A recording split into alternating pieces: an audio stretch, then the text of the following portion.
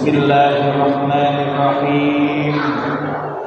Alhamdulillahilladzi jama'ana ala hubbi sayyidina Muhammad wa ala hubbi ma yuhibbu sayyiduna Muhammad wa man yuhibbu sayyidana Muhammad wa man ahabba sirata sayyidina Muhammad. Allahumma salli ala sayyidina Muhammad wa ala ali sayyidina Muhammad wa ala azwaji sayyidina Muhammad wa ala ashabi sayyidina Muhammad wa ala ansari sayyidina Muhammad wa sallim tasliman katsiran. Amma ba'd.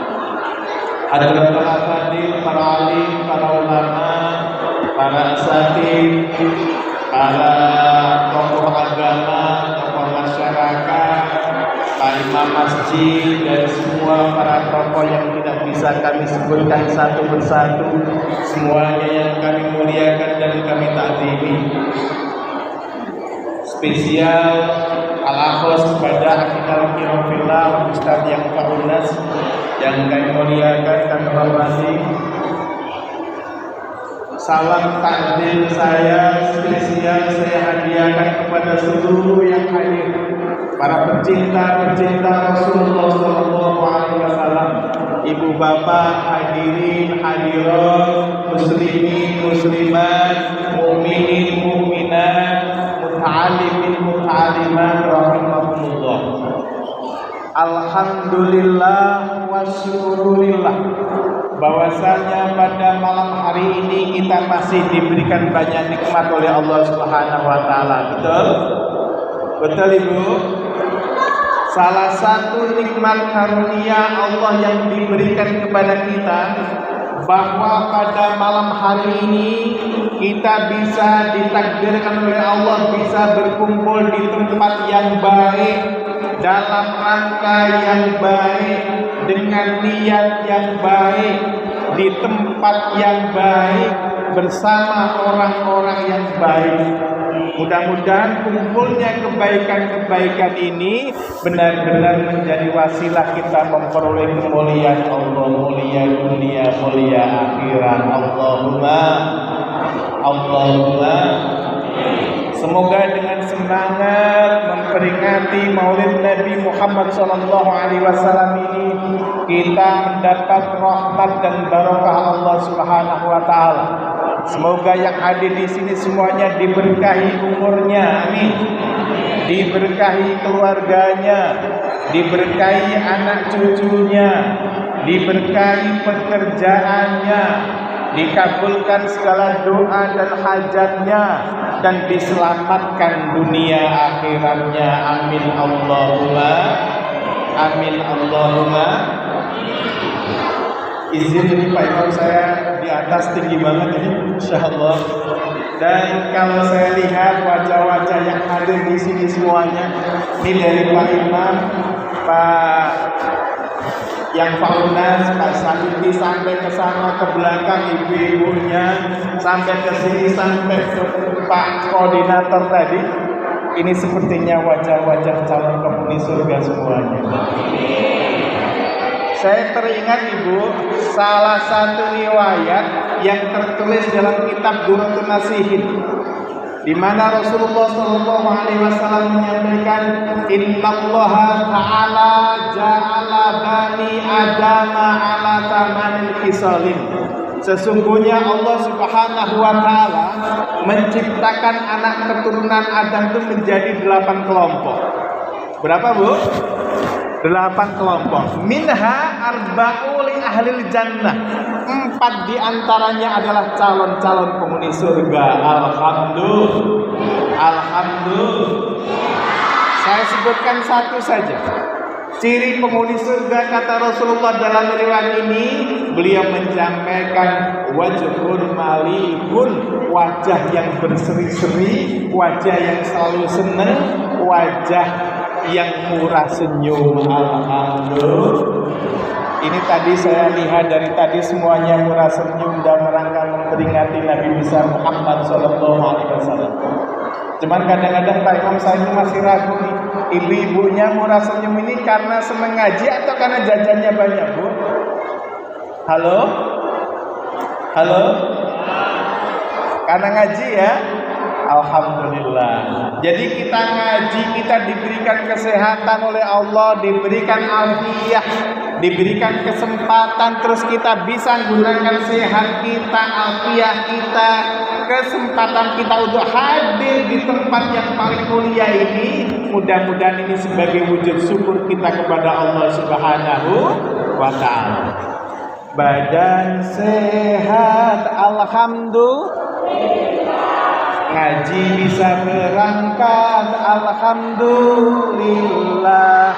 Jumpa sahabat, alhamdulillah.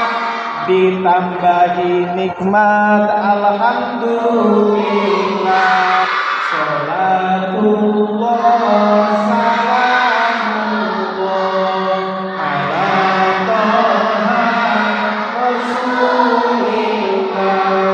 Salatullah salamullah ala yasin habibillah.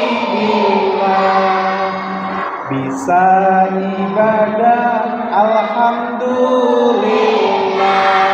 Anak solih-solihah, alhamdulillah. Keluarga sakinah, alhamdulillah.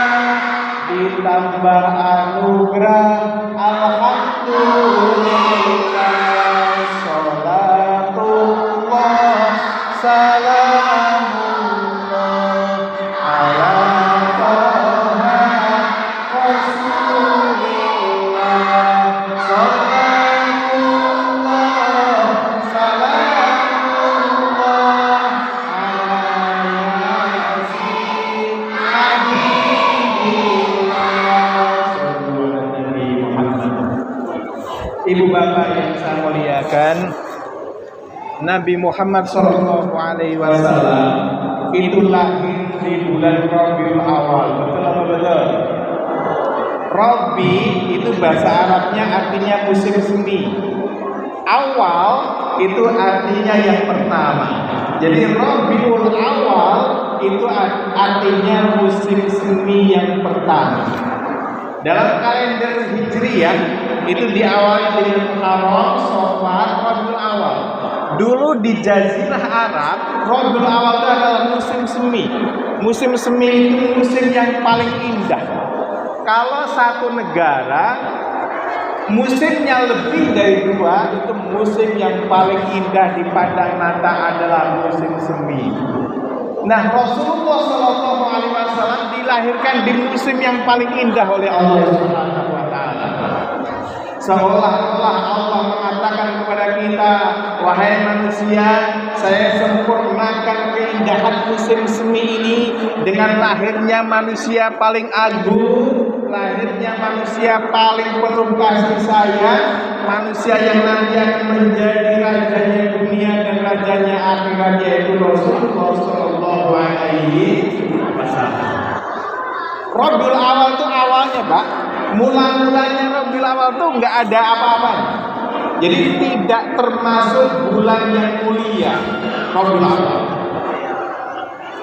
Kemudian menjadi bulan yang mulia karena lahirnya Nabi besar Muhammad Sallallahu Alaihi Wasallam. Ini mic-nya agak susah.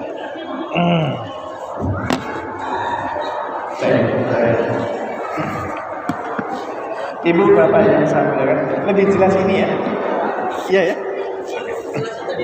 Ibu bapak yang saya muliakan, oh iya, ini double ya. So, terima kasih banyak.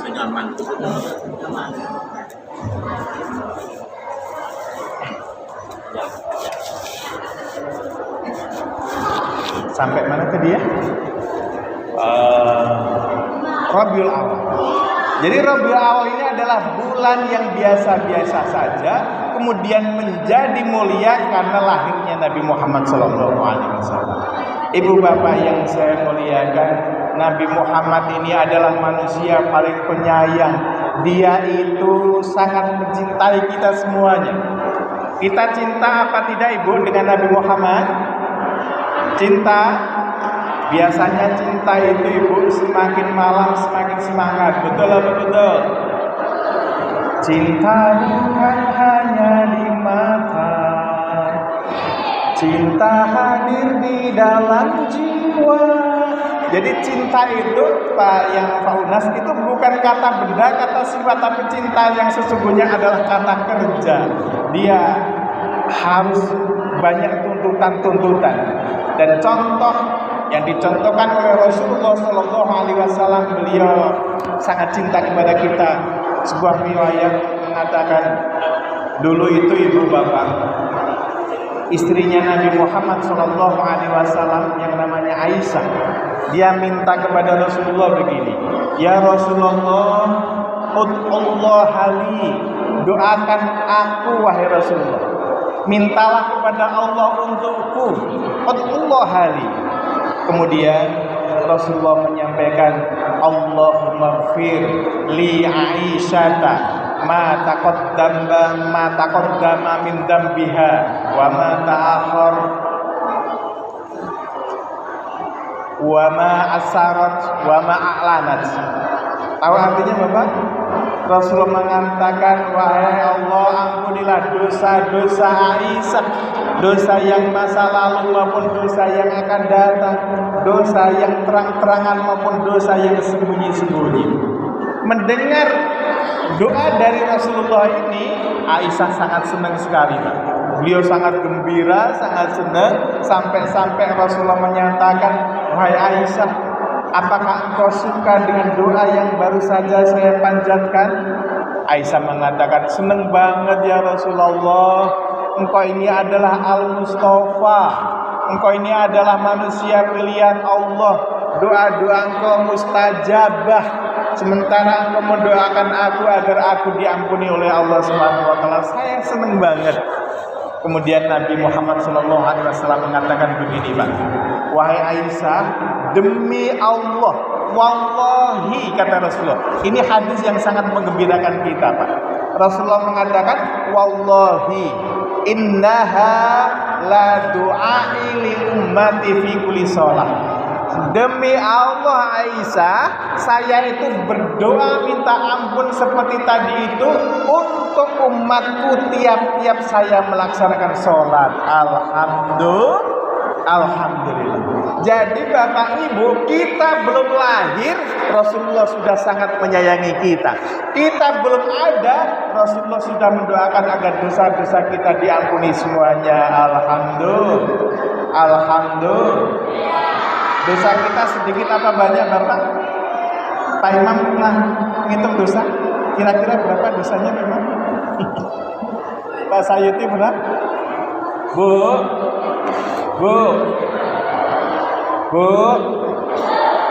Pak Sayuti, kalau di kampung saya itu di Temanggung, Jawa Tengah sana, kalau dipanggil itu kok diam saja, tapi matanya melotot. Pak Ustadz yang Pak Unas, dipanggil itu kok diam saja, tapi matanya menteleng, itu namanya ikan asin itu Bu, di kampung saya. Bu, takut dikatakan ikan asin. Ibu bapak yang saya muliakan, jadi Rasulullah begitu sayangnya kepada kita. Dosa-dosa kita banyak dan didoakan Rasulullah biar diampuni. Saya pernah hitung dosa Pak Ustadz yang Pak Unas. Waktu itu ketika saya usianya 40 tahun. Jadi saya ngitung 1 tahunnya itu kurang lebihnya rata-ratanya itu 365 hari. Waktu umur 40 tahun saya kalikan 365 hari dikalikan 40, ketemunya 14.600 hari. Jadi bapak-bapak, abang-abang, mbak-mbak, yang hari ini usianya 40 tahun, yang pada malam hari ini usianya 40 tahun, berarti hidup di dunia ini sudah 14.600 hari. Udah banyak banget itu. Udah ngabisin beras berapa kintal itu ya. Nah, saya mikir, andai kata dalam satu hari kita melakukan dosa satu saja, andai kata dalam sehari ini kita melakukan kesalahan satu saja, maka usia yang hari ini 40 tahun berarti dosanya sudah 14.600 dosa. Allahu Akbar. Itu kalau satu dosa itu kalau sekali kita melakukan kesalahan, Bapak. Dan dosa ini bukan masalah angka-angka, bisa dosa kecil, dosa besar, banyak banget kita lakukan. Dan melakukan dosa itu sangat gampang. Contoh, ibu-ibu pagi-pagi punya anak kecil mau masuk TK, kemudian disuruh mandi susah, akhirnya main kejar-kejaran dulu itu, Bu, ke kamar mandi. Sesudah mandi mau dikasih baju susah banget, diganti baju untuk sekolah ke TK susah banget. Akhirnya anaknya dicubit sampai nangis. Itu kira-kira anaknya yang salah atau ibunya yang gak sabaran? Halo? Ini ibunya yang gak sabaran. Itu dosa dolim besar. Atau bapak-bapak nih pulang dari ngajar, pulang dari pasar, pulang dari kantor, pas makan lahap gitu ya, makan dengan ikan nila misalnya, datang kucingnya ngeong, kepengen banget kucingnya itu, tapi kita nggak ngasih sedikit pun, jangankan dagingnya, durinya saja nggak kita kasih, malah kucingnya dilempar pakai sapu gitu ya. Ini sebuah kedoliman dan kalau dihitung dosanya banyak banget. Tetapi kalau kita berserah diri kepada Allah, Rasulullah Shallallahu Alaihi Wasallam sebelum kita ada di muara bungu ini sudah memintakan ampun kepada Allah untuk kita semuanya. Alhamdulillah. Maka kawan saya tuh pernah nyanyi begini, Ustaz. Begitu banyak dosa telah kulakukan, akankah Engkau ampuni? Namun ku yakin Engkau Maha Penyayang pada hamba-Nya yang berserah diri. Ibu bapak, salah satu berserah diri kita hadir di majelis pengajian Maulid Nabi besar Muhammad Sallallahu Alaihi Wasallam. Kita berdoa semoga nanti kita pulang dari sini sebelum sampai ke rumah kita masing-masing dosa-dosa kita sudah diampuni semuanya. Amin Allahumma. Amin Allahumma. Oleh karenanya kita harus banyak-banyak sholawat, banyak-banyak menyebut Rasulullah Sallallahu Alaihi Wasallam. Saya pernah baca tulisan di medsos itu, Pak Imam, katanya ngapain kita harus muji-muji Rasulullah? Itu namanya mengkultuskan katanya itu. Rasulullah itu manusia biasa saja seperti kita. Bu, ini saya kasih tahu ya Bu, Rasulullah itu memang manusia biasa, tapi tidak seperti manusia biasa. Basyarun la kal basari. Itu Rasulullah. Kalau kita lihat dari sejarah kelahirannya Rasulullah, ini sejarah lahirnya sudah tahu semua apa belum ya? Halo, perlu dibahas apa tidak? Bapak-bapak, perlu dibahas lahirnya Rasulullah? Bu, Bapak, dulu ketika Raja Abraha mau menyerang Ka'bah, itu wanita-wanita Quraisy yang sedang hamil, itu dia pergi ke gunung-gunung, pergi ke bukit-bukit untuk menghindari serangan dari Raja Abraha itu. Kemudian Abdul Muthalib datang ke Aminah, Aminah, selamatkan kandunganmu, pergilah ke bukit. Kemudian Siti Aminah menjawab, wahai, saya tidak akan pergi dari rumah ini. Yang saya kandung ini adalah manusia utama. Karena ibu, kenapa kok Aminah tahu? Aminah sering bermimpi. Sering bermimpi bahwa yang dikandungan ini adalah manusia utama yang nantinya akan menjadi pemimpin dunia. Maka ini adalah amanah Allah. Allah yang akan jaga kandungan saya. Allah yang akan jaga bayi saya di perut ini, maka saya tidak akan pergi menghindari Raja Abraha. Dan ternyata betul ibu, Raja Abraha tidak bisa mencelakai Aminah. Ibu yang saya muliakan, bapak-bapak yang saya hormati, kemudian lahirlah si Nabi kecil waktu itu ya, belum jadi Nabi, Muhammad kecil. Ketika Aminah melahirkan Rasulullah SAW, dari perut Aminah itu ibu bapak keluar cahaya yang cahayanya itu menerangi sampai ke langit Sam. Sampai kemana bapak? Langit Sam. Sam itu mana Pak Amin? Sam itu kalau negara sekarang adalah Palestina, Yordania, Lebanon, Suriah. Itu Sam dulunya. Satu nama dulunya Sam saja. Nah, Rasulullah itu lahir di Mekah. Aminah mengeluarkan cahaya sampai ke langit Sam.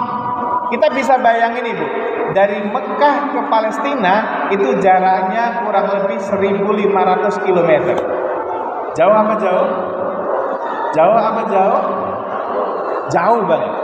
Padahal Jambi Yogyakarta Bapak Ibu, Jambi Yogyakarta lewat lintas timur itu baru 1.355,2 km. Itu kita sampai ke Yogyakarta. Kalau Rasulullah lahir di Muara Bungu, cahaya yang dikeluarkan oleh Aminah itu sampai ke Surabaya sana. Luar biasa.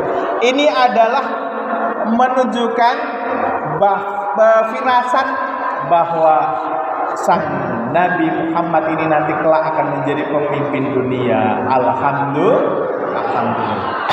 Kemudian ketika Rasulullah SAW lahir, dia lahir dalam keadaan sujud ibu. Ini manusia biasa, tapi tidak seperti manusia biasa. Adakah bayi selain Nabi Muhammad, sebelum Nabi Muhammad dan sesudah Nabi Muhammad yang lahir dalam keadaan sujud? Ada enggak kira-kira? Tidak ada. Tidak ada satupun di dunia ini. Kemudian setelah Rasulullah lahir dalam keadaan sujud, tiba-tiba bayi kecil Rasulullah itu dia menengadahkan tangannya seperti orang berdoa, dan dari kedua matanya mengeluarkan sinar yang menerangi langit dunia. Adakah ini manusia biasa? Bukan. Rasulullah memang manusia, tetapi tidak seperti manusia biasa. Ibu bapak yang saya muliakan, ketika Rasulullah SAW lahir, seluruh patung-patung di Ka'bah itu hancur berantakan. Ada gereja di sebelah Ka'bah roboh dengan tanah, rata dengan tanah. Ada lagi api majusi tiba-tiba mati, dihidupkan mati lagi, dihidupkan mati lagi. Adakah manusia yang lahir dengan keajaiban seperti ini? Tidak ada. Ibu bapak yang saya muliakan, dan nasabnya juga jelas. Halo adik-adik, halo. Saya tanya coba, nanti kalau bisa jawab dapat hadiah. Hadiahnya snack 1 piring. Nabi Muhammad punya bapak namanya siapa? Halo. Nabi Muhammad punya bapak namanya siapa? Abdullah. Abdullah punya bapak namanya siapa? Abdul Muttalib. Ibu ada yang tahu nggak? Coba nanti diulang ya. Nabi Muhammad SAW itu punya bapak namanya Abdullah. Abdullah punya bapak namanya Abdul Muttalib. Abdul Muttalib punya bapak namanya Hasim. Hasim punya bapak namanya Abdul Manaf. Abdul Manaf punya bapak namanya Qusay. Qusay punya bapak namanya Kilab. Kilab punya bapak namanya Ka'ab. Ka'ab punya bapak namanya Murrah. Ya, Kilab punya bapak namanya Murrah. Murrah punya bapak namanya Ka'ab. Ka'ab punya bapak namanya Lu'ay. Lu'ay punya bapak namanya Ghalib. Ghalib punya bapak namanya Fihir. Fihir punya bapak namanya Malik. Malik punya bapak namanya An-Nadhr. An-Nadhr punya bapak namanya Kinanah. Kinanah punya bapak namanya Khuzaimah. Khuzaimah punya bapak namanya Mudrikah. Mudrikah punya bapak namanya Ilyas. Ilyas punya bapak namanya Mudor. Mudor punya bapak namanya Nizar. Nizar punya bapak namanya Ma'ad. Ma'ad punya bapak namanya Adnan. Adnan punya bapak namanya Ismail alaihissalam. Ismail alaihissalam punya bapak namanya Ibrahim alaihissalam. Ibrahim alaihissalam punya bapak namanya Azar. Azar punya bapak namanya Nahur. Nahur punya bapak namanya Saruh. Saruh punya bapak namanya Sam. Sam punya bapak namanya Nuh. Nuh punya bapak namanya Lami. Lami punya bapak namanya Matusolah. Matusolah punya bapak namanya Idris. Idris punya bapak namanya Yarod. Yarod punya bapak namanya Al-Farsad. Al-Farsad punya bapak namanya Kinan. Kinan punya bapak namanya Naus. Naus punya bapak namanya Sis. Sis punya bapak namanya Adam alaihi salam. Nasabnya jelas. Oleh karenanya kalau ada orang yang ngaku-ngaku nabi nasabnya nggak jelas, itu kita wajib tidak percaya. Walaupun bahasa Arabnya mantap, walaupun jenggotnya panjang, walaupun surbannya luar biasa, tapi kalau ngaku-ngaku nabi, kita tidak boleh percaya. Karena nabi adalah khotaman nabiyyin, yaitu pungkasannya atau terakhirnya para nabi-nabi semuanya. Paham sampai di sini, Ibu? Kan dulu kita diibukan ya, ada nabi palsu namanya Ahmad Musaddiq. Betul apa betul? Pelatih badminton itu. Ada di, Ibu bisa Google, bapak-bapak, abang-abang ini bisa googling. Ada di Karanganyar, Jawa Tengah itu ngaku nabi namanya Sutarmin, Pak. Di Karanganyar, Jawa Tengah. Ini dari namanya aja kan kurang bagus ya, Bu, sebagai nabi. Kalau kita salawatan Allahumma sholli ala sayyidina Muhammad. Enak apa enak? Coba kalau nabinya Sutarmin, Allahumma sholli ala sayyidina Sutarmin. Namanya aja nggak menjual. Ada saja zaman akhir ini, Ibu. Makanya kita bentengi, pastikan bahwa kita yakin kepada Nabi Muhammad SAW sebagai hambanya Allah, sebagai utusan Allah, dan sebagai nabi terakhir. Ini pesan saya, Ibu bapak yang saya muliakan. Ketika kita beriman kepada Rasulullah, maka kita orang yang beruntung. Kata Rasulullah begini, Bapak Ibu.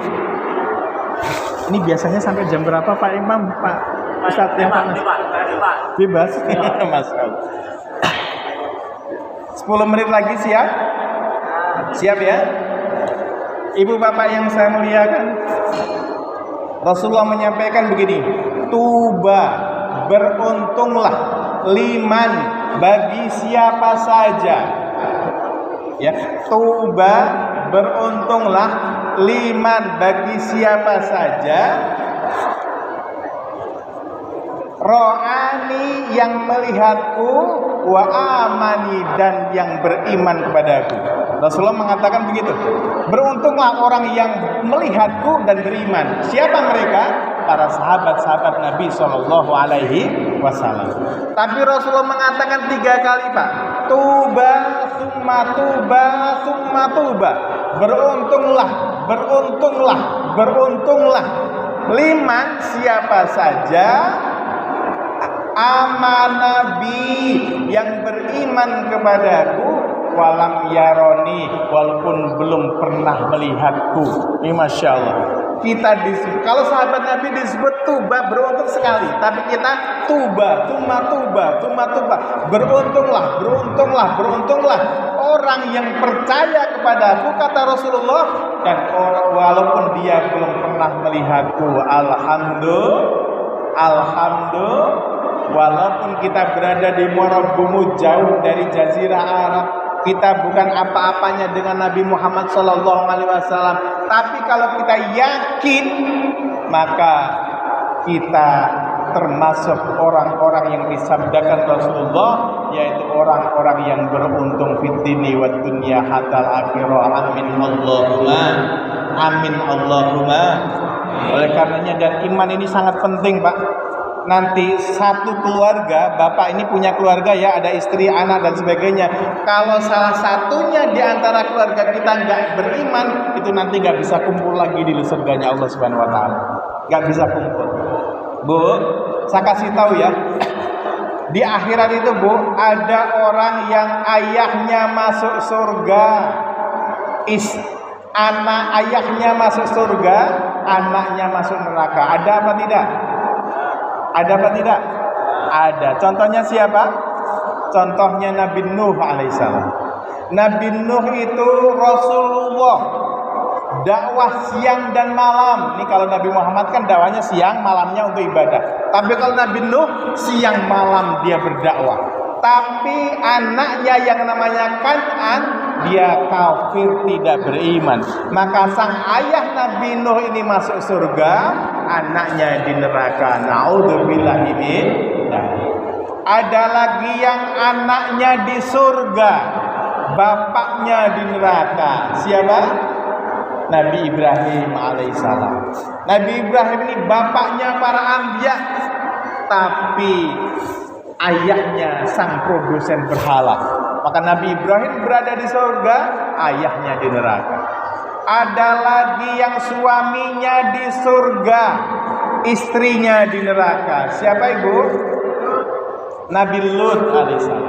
Nabi Lut ini nabi luar biasa, tapi istrinya itu ingkar, sehingga Nabi Lut di surga, istrinya di neraka. Saya tanya istrinya Nabi Lut siapa namanya, Bapak Ibu? Ada yang tahu istrinya Nabi Lut siapa, Bu? Ibu masih hidup? Masih hidup Ibu? Saya khawatir jangan-jangan di jasad-jasadnya aja Pak Imam, ruhnya udah di rumah, ruhnya udah nonton TV. Siapa nama istrinya Nabi Lut, Ibu?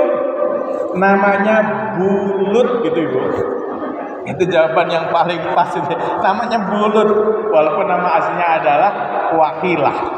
Ibu bapak yang saya muliakan, Nabi Lut berada di surga, istrinya di neraka. Ada lagi yang istrinya di surga, tapi suaminya di neraka. Siapa? Fir'aun, Asia. Asia itu keimanannya luar biasa. Dia berada di surga, sementara suaminya jahat luar biasa. Dia berada di neraka. Ada lagi yang suaminya di surga, istrinya di surga, anaknya di surga, cucunya di surga, kawan-kawannya di surga, pengikutnya di surga. Siapa? Nabi besar Muhammad sallallahu alaihi wasallam. Ada lagi yang sangat menghebohkan, Ibu.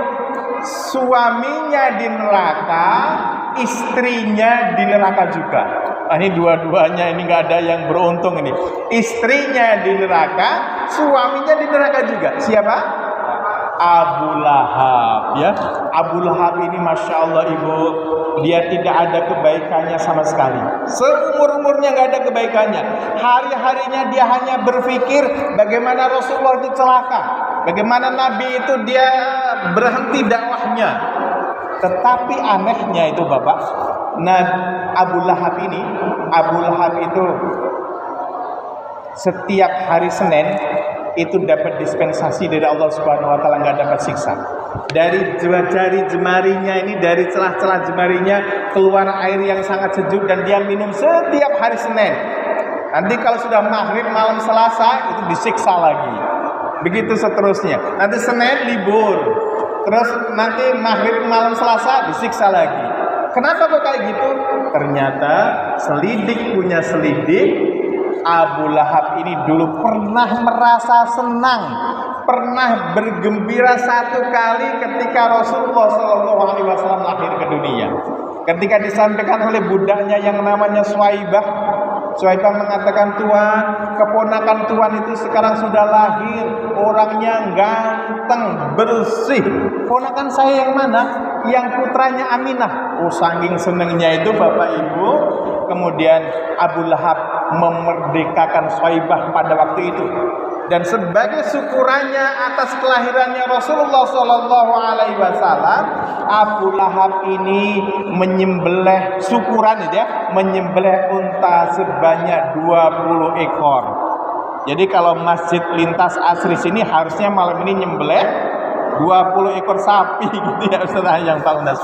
Tapi alhamdulillah ini tidak hanya 20 ekor sapi. Ini ada 100 piring snack. Alhamdulillah.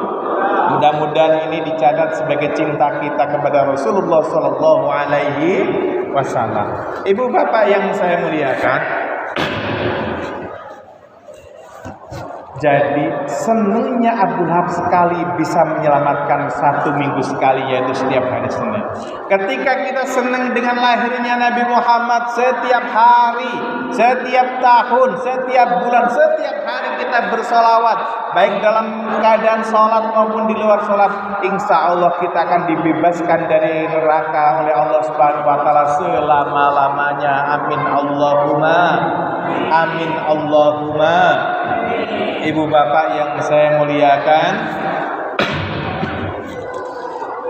keimanan itu adalah butuh pengorbanan. Cinta butuh pengorbanan. Makanya kata orang-orang itu, kalau kamu sudah mau bercinta harus berani berkorban. Kalau kamu tidak mau berani berkorban, jangan bercinta. Begitu juga ketika cinta kita kepada Rasulullah, kita juga harus berkorban. Dan alhamdulillah saya saksikan sendiri, ini kita saksinya, ini benda-benda ini jadi saksi semuanya.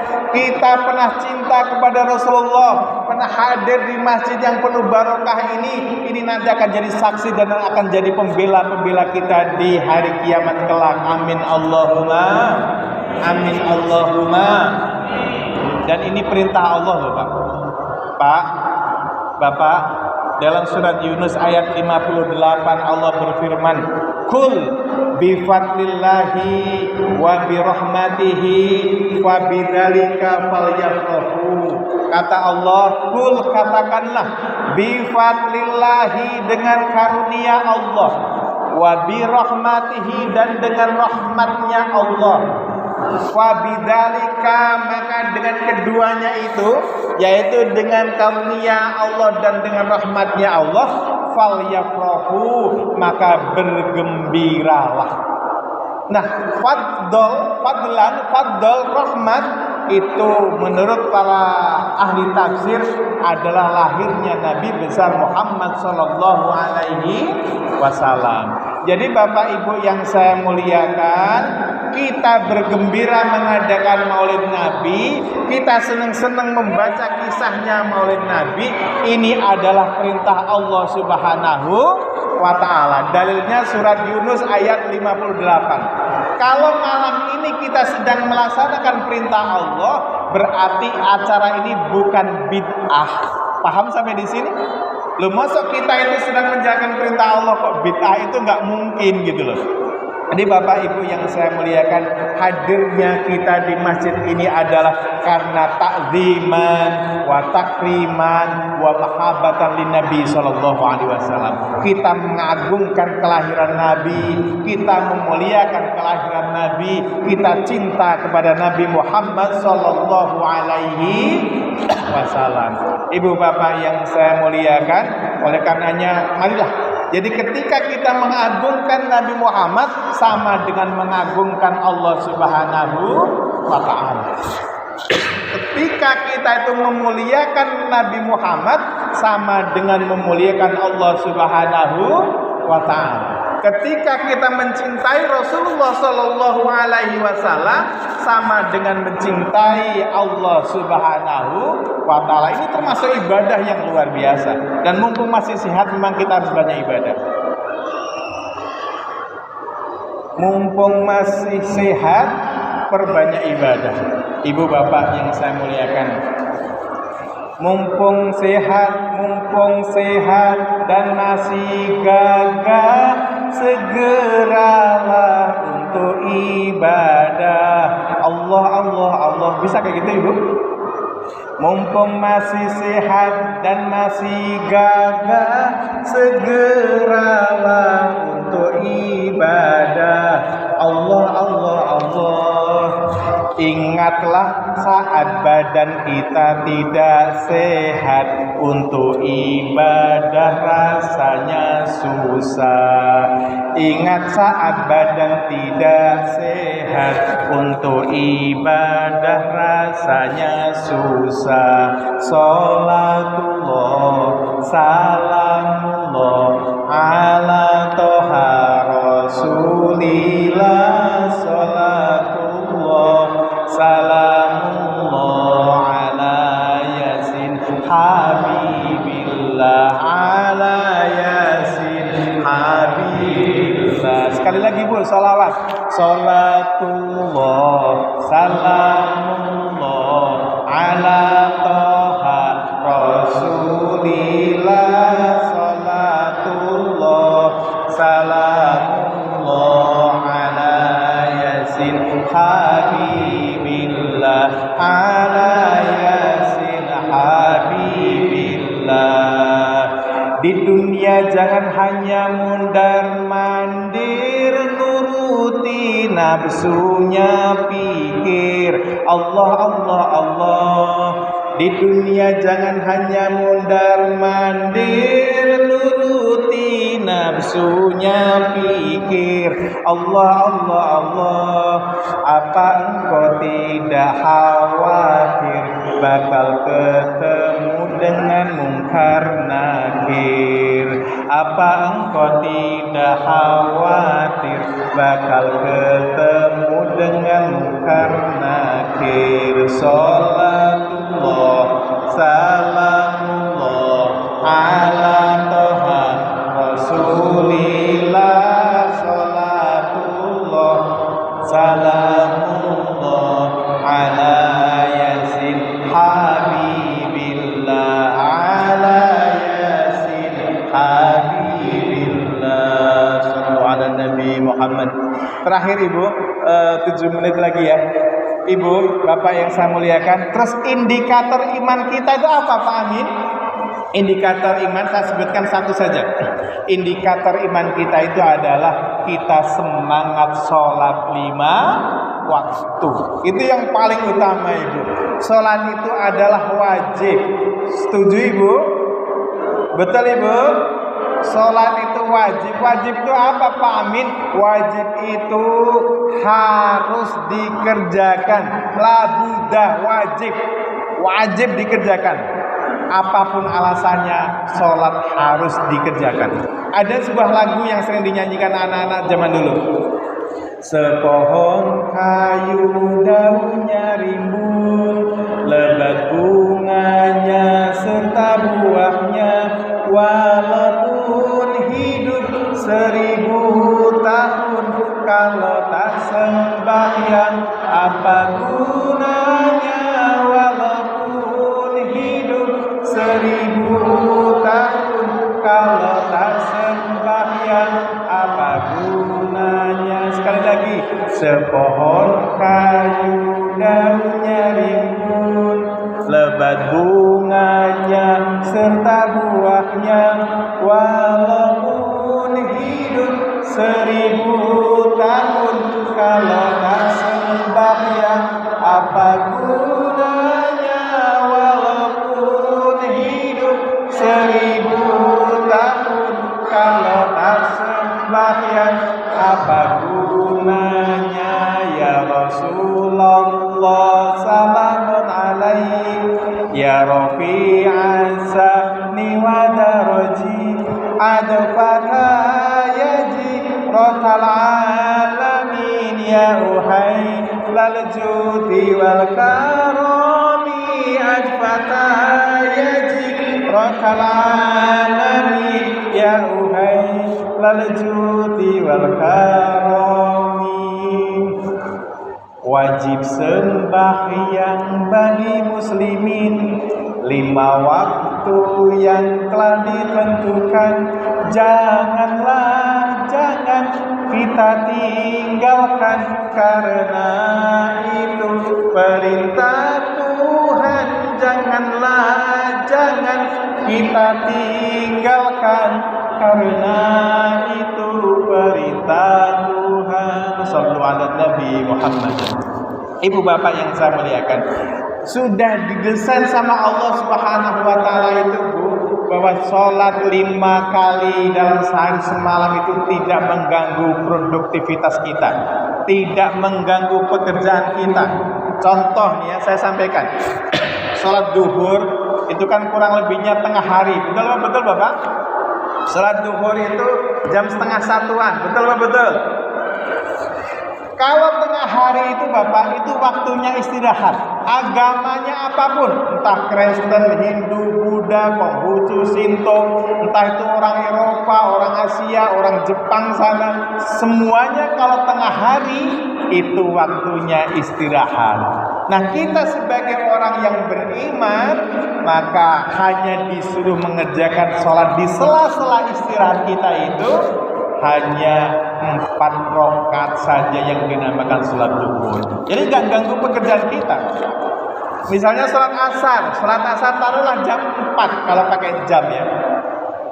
Jam 4 kita kerja berapa lama Ustaz yang Pak Unas? 8 ya, 8 jam.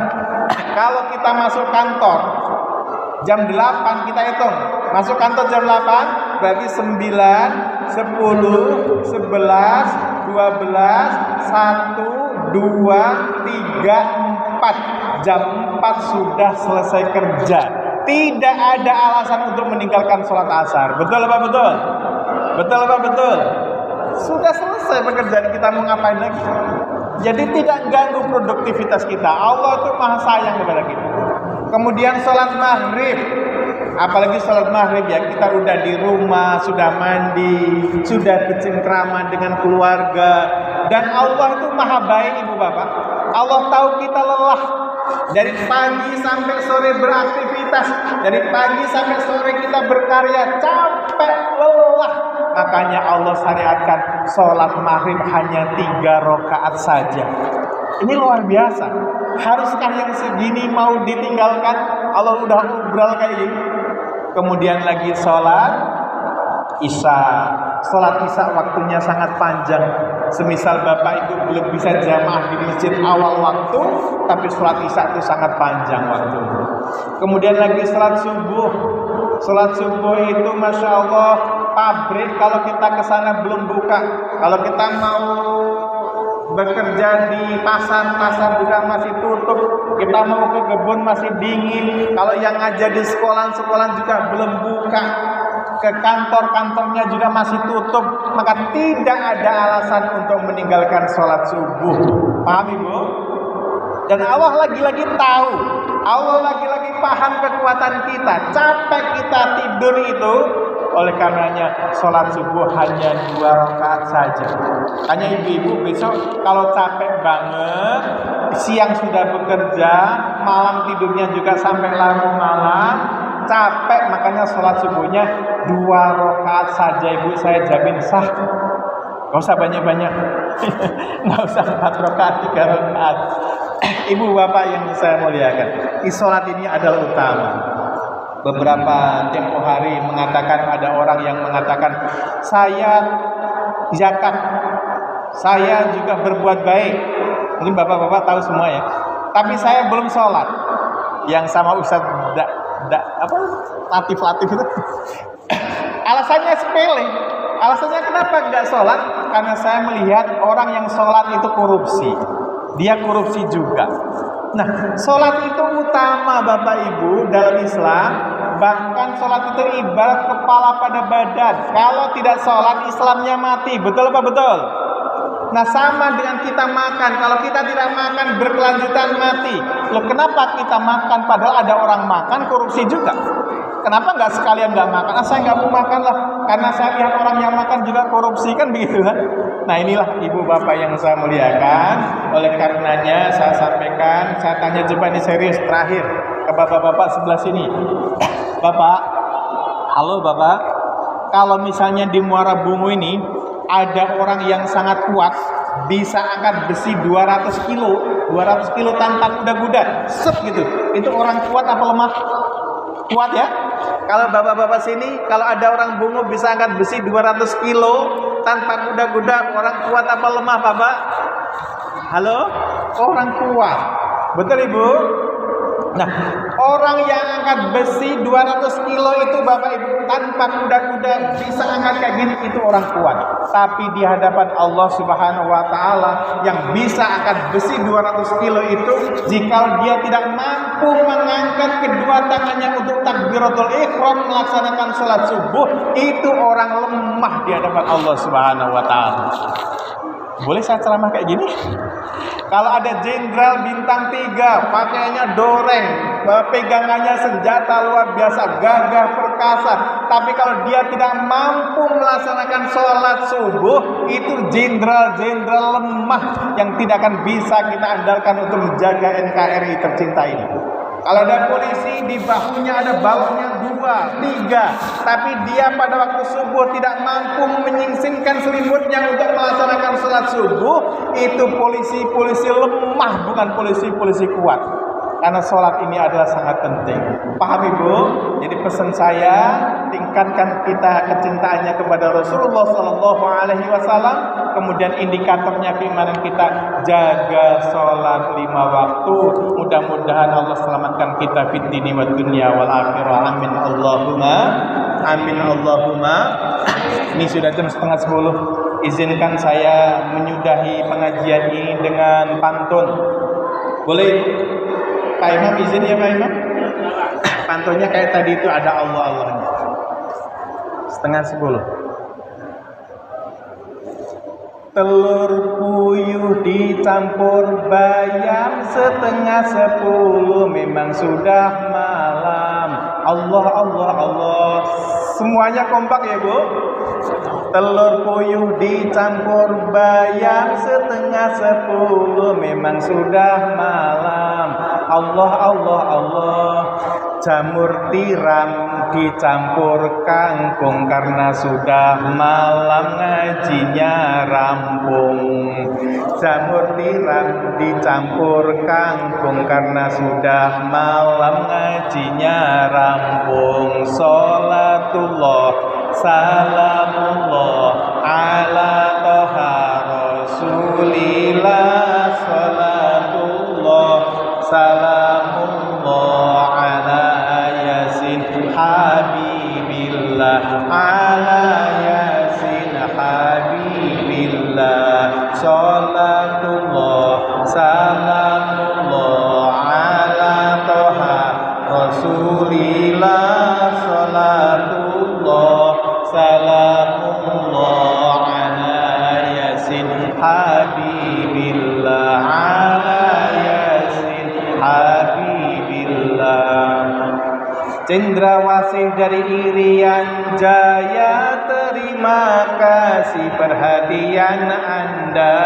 Allah Allah Allah. Cendrawasih dari Irian Jaya, terima kasih perhatian Anda. Allah Allah Allah. Seorang mu'alaf baca Al-Quran, segala hilaf mohon dimaafkan. Seorang mu'alaf baca Al-Quran, segala hilaf mohon dimaafkan. Sholatullah salamullah ala toha rasulillah. Sholatullah salamullah ala yasin habibillah, ala yasin habibillah. Sallu ala Nabi Muhammad. Alhamdulillahirabbil alamin. Sekali lagi mohon maaf atas segala kesalahan. Wassalamualaikum warahmatullahi wabarakatuh.